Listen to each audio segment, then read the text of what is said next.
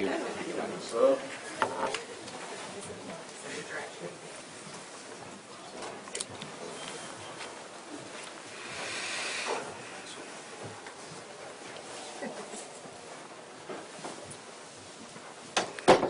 Good afternoon, everyone, and thank you again for being here with us today. As you all know, yesterday I signed a statewide emergency declaration in anticipation of Tropical Storm Gordon and its impact upon Louisiana. And we also activated 200 National Guardsmen yesterday. Throughout the last 24 hours, we've been in contact with parish officials across the impacted parishes, or those parishes that we anticipate to be impacted, and we are continuing to provide local government assistance as requested.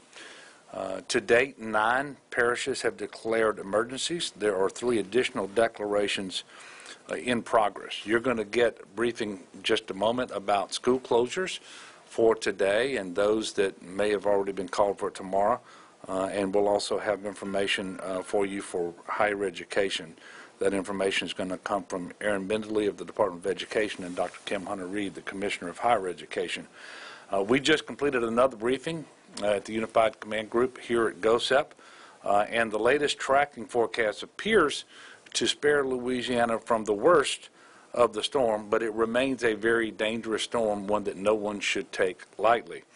We've reached out to our neighbors in Mississippi to offer assistance pursuant to any request that we might receive from them as we are able to grant those requests. However, there's still a lot of work to be done in Louisiana, and there's an awful lot of folks who ought to be paying attention to this storm and making preparations. While all of the changes in the track have generally been in our favor, as I mentioned, we still have some nasty weather headed our way. We can still expect high winds along to the east of I-55 in the range of 40 to 70 miles per hour, and a strong storm surge in parts of southeast Louisiana of 1 to 4 feet.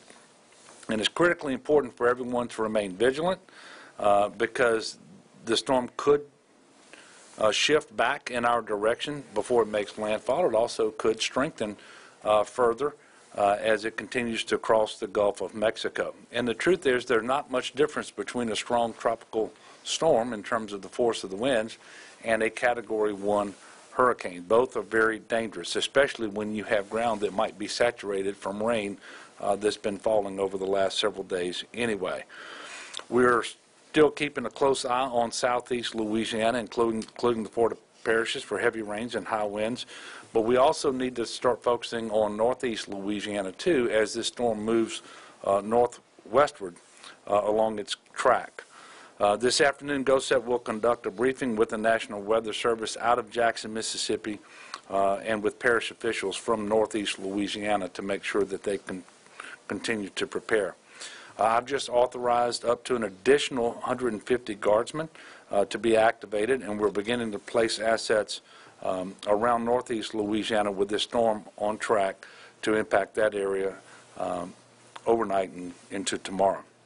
This afternoon, GOHSEP will begin coordinating with the National Weather Service out of Jackson, as I just mentioned. So again, we're not out of the woods. We still have a couple of days left to go, and I'd ask everyone to pay close attention, to get prepared. If you haven't done so, it's not too late. To get a game plan, I'd ask you to go to getagameplan.org. It will give you information about what you need to do to be prepared. And with respect to road closures, which as of right now we don't have road closures as a result of this particular storm, but go to 511la.org, 511la.org for real-time information on road closures. We will send out a notice of the next briefing as the storm makes landfall, should in fact there be another briefing here of the Unified Command Group. So at this point in time, I'm going to be followed by Aaron Bindley, and then she will be followed by Dr. Kim Hunter-Reid, and then we will take questions, and of course those questions can be addressed to any of the 3 of us or those individuals who are here with us today. So Aaron? Thank you, Governor. The Louisiana Department of Education has been monitoring school closures of our public school systems throughout the last 24 hours. As of now, we now have 12 school districts that have closed for today across the state. I'll read the list. Closed today are Assumption, Bogalusa, Jefferson, Lafourche, Orleans, Plaquemines, St. Bernard, St. Charles, St. Helena, which just closed at noon today, St. James, St. John, and St. Tammany. A number of these school districts have also announced closures of after-school activities this afternoon. We expect that some in the southeast region will likely announce closures tomorrow. At this time, the only closure that we know of that's been announced for sure tomorrow is for students in public schools in Washington Parish. But again, we encourage parents to watch their local news, be in touch with their school officials throughout the evening for any further announcements in terms of school tomorrow. We encourage our school systems to continue to work with their local offices of emergency preparedness, and we stand ready to help them in any way. Thank you. Thank you, Erin. Good afternoon, Kim Hunter-Reid, Commissioner of Higher Education. In terms of the update from Higher Education, I met this morning with all of the system presidents to get the update and to make sure that we are coordinated and on track to support our institutions. In addition to the 5 campus closures that were closed as of this morning and the 6 LSU Ag Centers, we have 3 campuses that are closing early today. UNO at 2 p.m., Southeastern at 3:30 p.m., and Nichols at 4:30. The only campus that has announced closure for tomorrow is Southeastern University. They will be closed tomorrow. All other institutions will keep us posted. They are all coordinating with their local officials.